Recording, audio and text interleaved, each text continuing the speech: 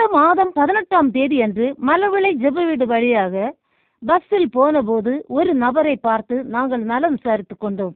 அப்போது பஸ்ஸில் இருந்த அந்த நபர் மலவிளை ஜெப வீடு ஸ்டாப் வரும்போது என்னிடம் சொன்னது என்னவென்றால், அலங்காரத்திற்கு இவ்வளவு பணம் செலவு செய்கிறார்கள், ஒரு பிள்ளை படிக்க என பணம் தேவைப்பட்டால் கொடுத்து உதவ மாட்டார்கள் என்று அவரிடம் இன்னொரு நபர் சொன்னதாகவும் சொன்னார்.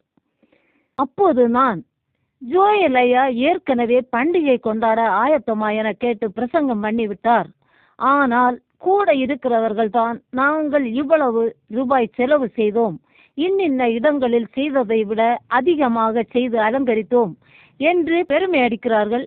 இதற்காக கடன் வாங்கியாவது பண்டிகை கொண்டாடுகிறார்கள் என்றும் சொன்னேன். இப்படி சொன்னது ஒரு நபர் மட்டும்தான் என்று நினைக்காதீர்கள். பலர் பல இடங்களில் பேசுவதுதான். என்னிடமும் ஆட்கள் கேட்டதுண்டு.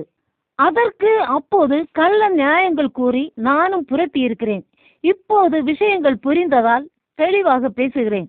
ஜோயல் ஐயா அவர்கள் பண்டிகை கொண்டாட ஆயத்தமா என்கிற தலைப்பில் பண்டிகை எப்படி கொண்டாட வேண்டும் என்று 24/11/24 அன்று கொடுத்த பிரசங்கத்தில் ஒரு சிறு பகுதியை பாருங்க, அப்போ புரியும். பணத்தை சேர்த்து துணி எடுக்கிறாங்க, இனி அடுத்த சீரியல் சாதனங்களை வாங்குவாங்க, தங்களுடைய வீட்டை அலங்கரிக்கிறதுக்கு தாங்க தீர்மானம் எடுக்கிறாங்க. ஆனா ஆவிக்குரிய பிரகாரமாக அந்த கிறிஸ்து பிறப்பு பண்டிகைக்கு எத்தனை பேர் ஆயத்தமா இருக்கிறீங்க அப்படின்னு கேட்டாரு. இன்னும் அவர் சொன்னதை பாருங்க.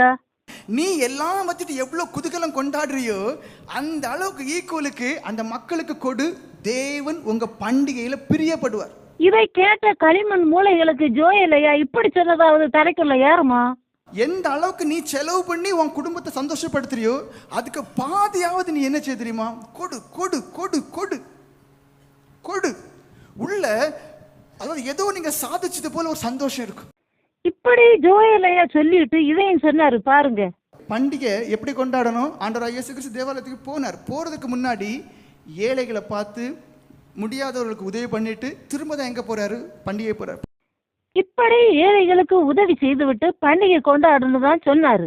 இன்னும் இப்படியும் சொன்னார். பண்டிகை போயிட்டு என்ன சொல்லல, ஜாலியா கொண்டாடுன்னு சொல்லல, ஒழுங்கா இருந்துக்க. நம்ம பாசையில சொன்ன எப்படி ஒழுங்கா இருந்துக்க.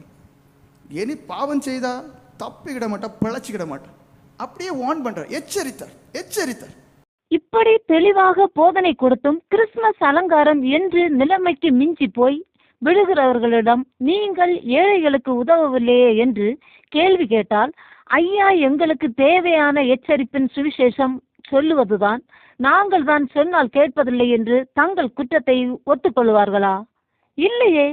அப்படி தங்கள் குற்றத்தை ஒத்துக்கொண்டால் மற்றவர்கள் முன் தங்களை நீதிமான் என்று காட்ட முடியாதே என்று அறிந்து சபையை நடத்துகிறவரை தூஷிக்கும்படி செய்து குதூகலம் கொண்டாடுகிறார்கள். அப்படி வெளியே யாரும் கண்டுபிடிக்க முடியாத அளவுக்கு நூதன வெள்ளை பெயிண்ட் அடிக்கப்பட்ட சபையார்கள் இவர்கள். செல்வராஜ் ஐயா இறப்பதற்கு முன்பே அவர் கஷ்டத்தில் இருந்தபோது அலங்காரம் குறைவாக போட வேண்டும் என்று சொல்லியும் கேட்காமல் அதிக அலங்காரம் செய்து குதூகலம் கொண்டாடின வெள்ளை பெயிண்ட் அடித்த சபையார்கள் தான் இந்த ஆதி பெந்தேகோஸ்தே சத்திய சபையார். இவர்களுக்கு யார் சாக கடந்தால் என்ன, செத்தால் என்ன, அவர்களுக்கு குதூகலம் மட்டும் கொண்டாடணும். எத்தனை பேர் செத்தாலும் அது தேவ சித்தம் என்று பேசி ஜெயிக்கும் நூதன கொலைக்காரர்கள், அடக்கசாமி ஆதரவாளர்கள். இப்படி இந்த அலங்காரத்தினால் நிறைய ஆசீர்வாதங்களை அல்ல தட்டும் பாபிலோனின் குஞ்சுகள் எல்லாம் செய்து முடித்துவிட்டு கடன் தீர என பெரிய ஒரு ஜெபம் மட்டும் நடக்கும். இவர்கள் ஜெபத்தின் வல்லமையால் கடன் வர வர கூடிக்கொண்டே போகிறதே தவிர ஒரு நாளும் குறைந்த பாடில்லை. அப்படி வல்லமையான கிரியைகள் இந்த ஆதி பெந்தேகோஸ்தே சத்திய சபையில் நடக்கிறது. என்றாலும் இந்த ஆதி பெந்தேகோஸ்தே சத்திய சபை இப்படியாவது இன்றும் நிலை நிற்பது இன்றும் பாடுபட்டு வரும் ஜோயல் ஐயா அவர்களால் தான். எனவே இதை பார்க்கிற சபையாரே, மற்ற ஜனங்களே, உண்மை நிலையை அறிந்து சிந்தியுங்கள், செயல்படுங்கள், மாறுபடுங்கள். கர்த்தர் நம் அனைவரையும் ஆசீர்வதிப்பாராக. ஆமேன்.